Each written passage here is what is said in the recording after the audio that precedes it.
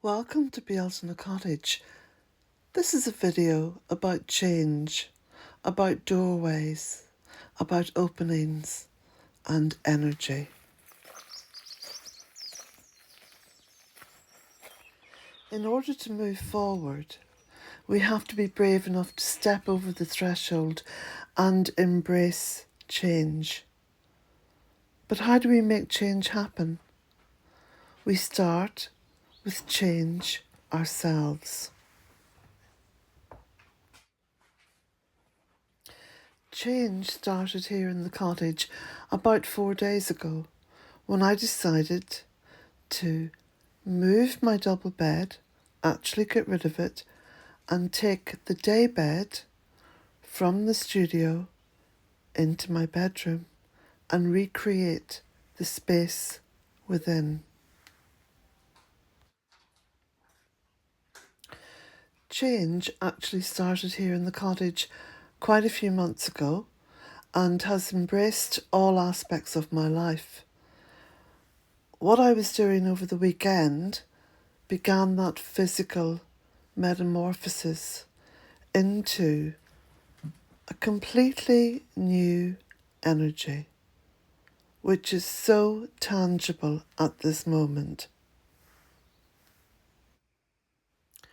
And so, within the confines of the cottage, as well as without, the change was embraced and welcomed in. There's been a few changes here at Beelton Cottage over the recent days. So I dismantled the double bed I had in my bedroom, which is a very tiny bedroom, and I moved the day bed from my studio into the bedroom instead. And it's given me a lot more room. And Patsy actually really loves it because I leave the door open and her little bed in there. So I'm delighted with the changes because my youngest daughter said, "Mum, if you want change in your life, you have to make some changes." And that sort of gets the energy flowing. Change in itself is a great tool for healing, but it does take courage to begin the change. And again, over recent months, as the energies within the cottage have been in some cases renewed and in other cases completely changed, I have been embracing the ancient druidic beliefs. And in fact, the word druid has very close associations with the word door, sort of leading towards and revealing. And so this fascination with the ancient has brought me onto a different path. And you may be able to notice that already. But let me just proceed with what's been happening here at Beelton Cottage and how priorities have been reset. Relationship with the land is ongoing. And I'm beginning to delve deeper into the mysteries of life itself just through change. And I think change is what we need in today's world.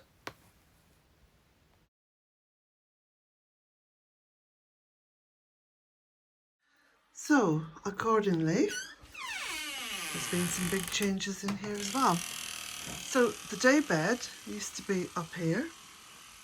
And sorry about the creaking door. This is an old cottage. And this area was sort of not really used that much. So when I moved the day bed, of course, it started the ball rolling, the big clean up, the hoovering, the dusting, the washing down of the windows, the removal of the old curtains, which had been up there for about 12 or 13 years. And so that energy that you bring into your home when you make changes can be quite profound. I mean, it's very different in here. Even just visually it's different, but the energy is totally different. So I'm just going to get some little roller blinds for the windows. I've got 3 windows in here, and I've got this beautiful space now where there's so much light. There's a lot more to do. Turning the camera around, you can see this area. I've got boxes of stuff to sort out. I've got demijohns of wine to sort out. A lot. But this area is just going to be a comfort zone, sort of a sit and bask in the warmth of the stove, which is hidden underneath all this. So yeah, it's been really good making these changes. So what do you think? So I've started off down in this corner, cleaning around the window, hoovering, dusting, rehoming spiders, etc. And I'm going to be working my way up along here, bit by bit, and getting it all sorted. I actually quite look forward to this because it's a very positive thing to do. And of course I'm mowing as well outside, in and out. Remind yourself to put some WD-40 on that door.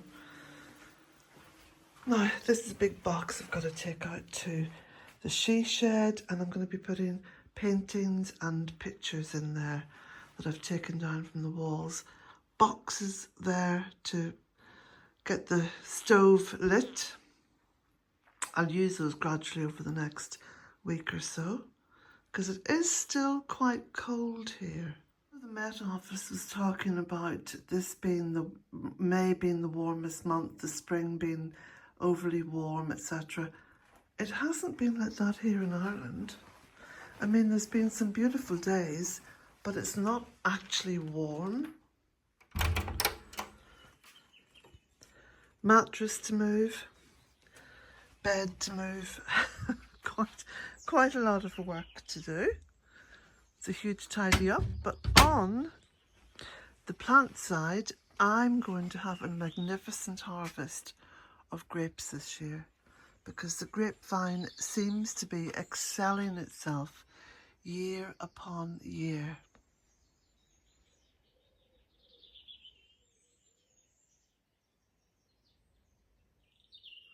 So these are my little polystyrene fish boxes, which are very well insulated, obviously, because of the polystyrene. And I think it was about 4 days ago only when I filled them with compost and I sowed the seeds of various greens, because this is going to be my microgreen salad boxes, both of them. Sort of cut and come again. You don't let them get too high, maybe a couple of inches at the most.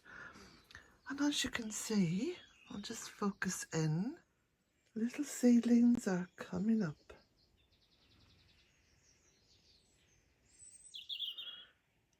And the bay tree that I cut back quite hard is now covered in new foliage.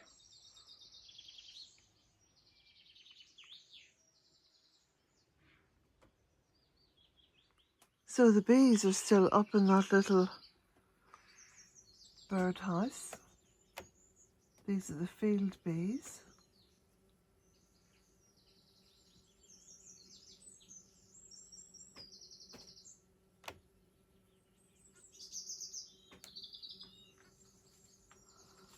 And my castor oil plant, since I repotted it, has become gigantic.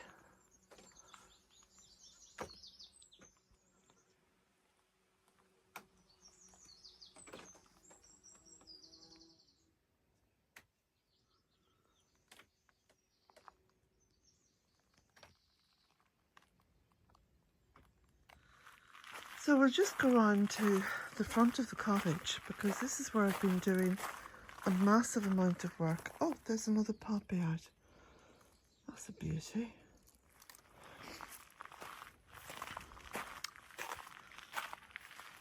stopping on the way just to have a little look at my little extension of the container garden.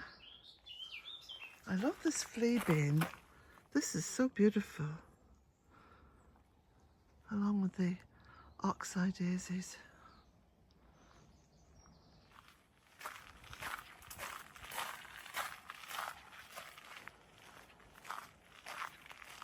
So the ladder is still here in the woodland, and I've been doing a lot of cutting back in order to let the light in more, and you can see for yourself how this works, because look at the light now filtering through.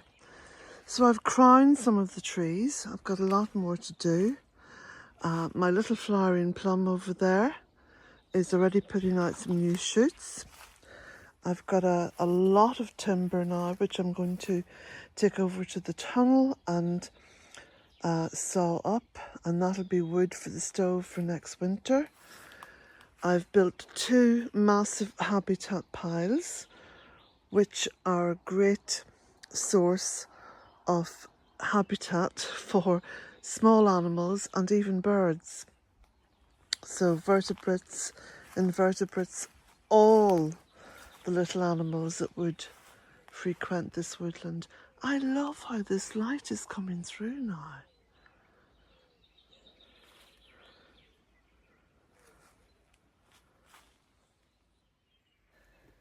The ancient Celtic symbol of the Triskelly has been a source of inspiration for me over recent months.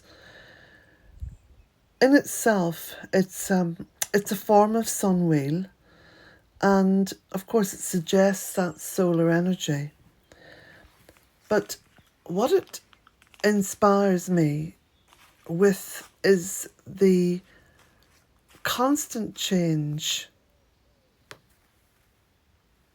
The constant change and development that we are bound to go through. In many respects, here in the Western world, we don't embrace that. Or perhaps we focus more on our professional development, as they say, and that is supposed to be about change and developing. But the Triskelly inspires a deeper meaning to change.